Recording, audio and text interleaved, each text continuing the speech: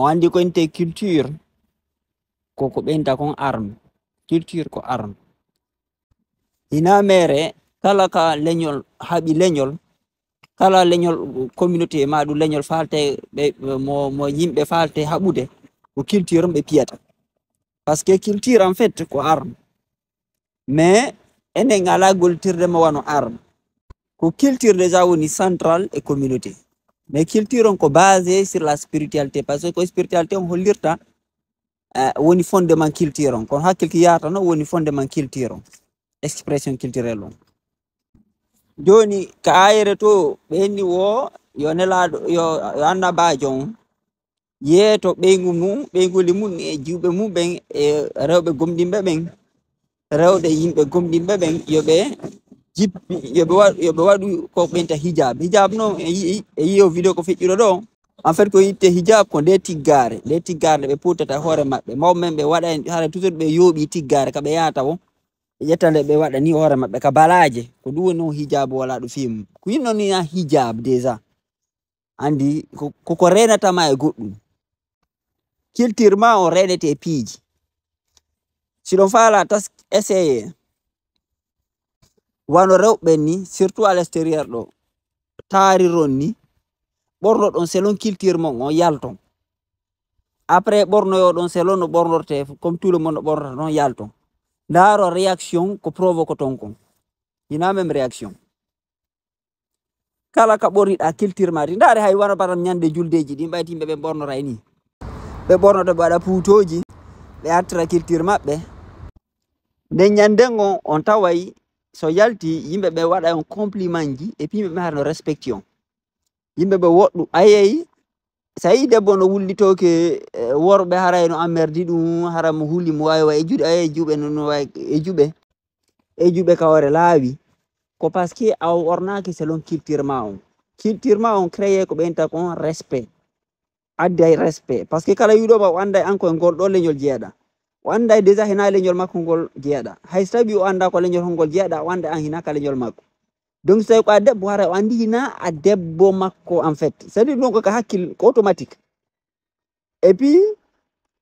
donc créé limite e makko en fait ko ɗum noyinte respect sa ni ɗa faala respect ko ça veut dire que tawti naatu e ma to ko ɗum firi ko inte respect heɓugol respect e respectugol goɗɗo ko yita naatu e vie makko on de façon intempestive feƴƴita quoi en fait sa ɓorni culture ma on a yalta to yimɓe ɓe sendi harayno par ce que culture ma on sendete an eɓe tawaka e maɓe faami hay enen hakkude fulɓe ɓen tum par exemple mi woni ɗo vidéo goɗɗo no waɗa o wolano ɓeɓe telimiɗe ɓe woldirta inteɗo jiwmaɗi mo wolano ɓe fulɓe telimiɗe ɓen no ɓe woldirta pulal ngal sa woliri noon fulɓe Fuuta Jallo luttuɓe ɓen andu nanɗo wono woddita noon anday ke an gon si tawi hinamo telimi kanko hinamo telimila o anday oui no waɗi différence kunno différence ɗum ɗon créé distance hakkude mo en même temps mais on distance ɗo nafen ko bonɗo ko distance jonnowo attention ko ɗum so wattani yiila ñande cérémonie ji wano ñande juldeji ɗi ni on taway haray yimɓe ɓen non attirude attention yimɓe no ndaara on so feƴƴi ɗo waɗi puutoji mum maɗa no ɓorni culture mum yimɓe ɓen ndaaray on ete ko ɗum yimɓe ɓe woni ɗaɓɓude kanda ɗo ko heɓugol attention hay ka réseau ji ɗo ko yimɓe ko faala ko attention kala ko marɗo attention yimɓe ɓen teddinaymo par ce que ko mari attention ma ko harayno mari valeur e guite maɗe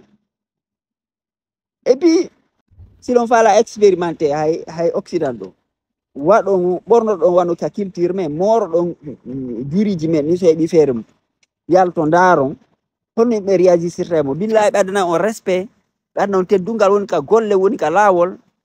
a gorko pullo par exemple tappuɗo puutoru mum e nder Europe ɗo a hula police no darnuma ñande goo ka rewɗa o ɓe laarata et puis haray koɓe impressionné hara ɓe humpama kadi en fait ko ɗum woni sinen ayere kal Qur'an Allah inni yo rewɓen ɓorno en fait conci artuɗi e maɓɓe ɓe artira conci maɓɓe ɗin e maɓɓe c'est à dire que ka identité maɓɓe on andi kala ayere no wawi jangede piroji ɗin ko étage selon degré hakkille ko marɗa kon o muragol no famorano mais kadi niveau supérieur c'est à dire que debbo no hani ko ambassadeur leñol makko debbo fof ko ambassadeur leñol makko ɓe hani ɓornade hara culture ma on no feewi fami koko ɓortoto ɗo hande ko culture annasara on ni en fait hino yaadi e maɓɓe on faami sa ɓorni ke joni culture ma on ka yahuɗa o yimɓe respecté par ce que créer distance en e maɓɓe ko ɗum woni respect en fait respect étymologiquement respect ko feti ko distance créer distance kala ka créer distance hara woni respect sa yi ɗo debbo no inna lan lan eji rewgol ɗo par ce que yimɓe ɓen aray draguiranmi n'importe comment yewtirala n'importe comment respectatalan ko par ce que en fait a waɗa distance en e maɓɓe ko culture ma ono feññita on distance en e maɓɓe ko ɗum si Allah ni ɗo o ni nelaɗo yeeto ɓe ngulli maɗi e juuɓe ma ɓen e rewɓe gomɗinɓe ɓen yoɓe artire maɓɓe conci maɓɓe ɗi oyna o voile firi en fait conci oɗo windi ley ka ɓenni vêtement e firogo ɓe inni abi o yi ɓenndi ɗo abi ɓenndi ɗo kadi vêtement extérieur o andi enen ɗe waɗi culture men on ko ñande mariage maɗum ñande fembugal maɗum ñande julde feññinten culture men on alors que c'est pas ça en fait culture ko arme laaɓuɗo ɗina mere sa fala désarmude leñol ko atotoɗa warde ko culture maggol on faami par ce que a wawi nadde neɗɗo wo si tawi o waywama sadi ko acciti culture makko o waywama on faami sina ɗum harani woodi heedode hakkunde mum culture ko heedode pure et dire culture adda respect yeehe ɗo tun hay taskite tun hay ñande julde maɗum ñande ɓorno ɗon tradition mo so yalti surtout ko a debbo ni hay ka transport yimɓe ɓe immantoma wonde accane place faami har ka yewde ɗo ɗoma o yedda e ma avec respect puis hara ɓe humpama ko hara ɓe waɗi crier puis hara ɓe teddimma laaɓugol ɓorno ko laaɓi c'est bon ɗum ɗon c'est fondamental mais kono waɗugol culture ma hara andi wano ɓe yahudiɓe kay yuɗon ɓe waɗi andi kamɓe hara ɓe waɗi kunkufunu maɓɓe yahudi fiyon ɓe waɗirta ɗum ko fiyo ɓe andite hay koy kono waɗi kufunu ko ɓenta kufunowe maɓɓe koy mawɗo no waɗi ɗum saporu ɗo andi ɗi sapoji ɗo ɓe waɗi ɗi ha joni e nder Europe ɗo sa waɗi ɗi sapoji ɗo no anda ko joni Europe ɗo sa waɗi faɗi sapoji no anda ko kamɓe watta majji ɗi sapoji e ɗi morɗi ɗo fira kala hina hay sukudu maɓɓe naturel ni o yi ɗi morɗi tawata enen ko culture men kono enen acciti kamɓe le toujours ɓe waɗa ɗi morɗi ɗo o yi ɗi morɗi e kunkufunum ɗo ɓe halori ɗum ɗo joni et pourtant enen ɗi morɗi ko culture men joni enen ɗum ɗo ko culture men kono en acciti hino ko culture men kono enen acciti et pourtant ko culture men pure et dire woni ko worɓe woni ko rewɓe sen iwi ɗon ɗi morɗi ɗo koko mortoɗen ni waɗa nde tiggare ni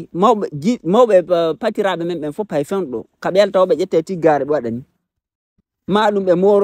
ɓe tarora ni hara ɓe moori ɓe waɗir ni wano kotani joni rewɓe ɓen hay kotaniruɓe anda no waɗirte billahi wallah hay kotaniruɓe ɓe mara ko ndimjaje ɗe hulɓiniɗe ƴenƴinoje yimɓe joni noon ɗum ɗo noon en fait ko ɗum woni doole leñol miri ma on ko culture ma on koko sendu ma yimɓe ɓen ko woni doole maɗen en vrai de vrai naare ɗo tun joni hino jiwoy koy hina hoota nuru no wat tun koko ɓe no haɓɓi koye mum quoi sikke nimjaji voilà famata o hay fuf joni noon sifa oɗo si feƴƴi goɗɗo yawike mo o mono ɓe yawikelan ɗa yawini par ce que hay fuf ala en fait ɗa woni wa leggal wa suudu mara peinture ɗa yawini faami hara amara ko goɗɗo respectata donc goɗɗo ko ɗum woni respect ko waɗgol distance c'est à dire que ko wondi e respect ko yiyata tata hara no hannuma ɓattagol ɗum trop aysi goɗɗo no ɓorni cosaan mum no feeñi trop hara heɗa reeni e makko kono hino joni hino haray culture zéro puutoji men ɗi wano ɗi puutoji sa piiɗi hayso ko Europe ɗo kala ka yaltuɗa yimɓe men hara no ndaare no respect ma no teddimma siɗon faala ko doole leñol ko culture mum on wano ɗi tengadeji en kadi pareil ɗum ɗo ko ha États-Unis ga yimɓe kono ƴedde o tengade comme symbole par ce que no wonde miri fi résistugol ƴonci culture ma ena innu ko ñande femmugal fête waɗi o na waɗtu exceptionnel ko woni normal on faami rewɓen sama ɓornode ko ɗum si Allah addi nde ayere ko valorise gol culture on ko ɗum ɗo watta si yimɓe respecta on surtout rewɓe hay worɓe ɓen de voilà hina ko hana waɗede de façon exceptionnelle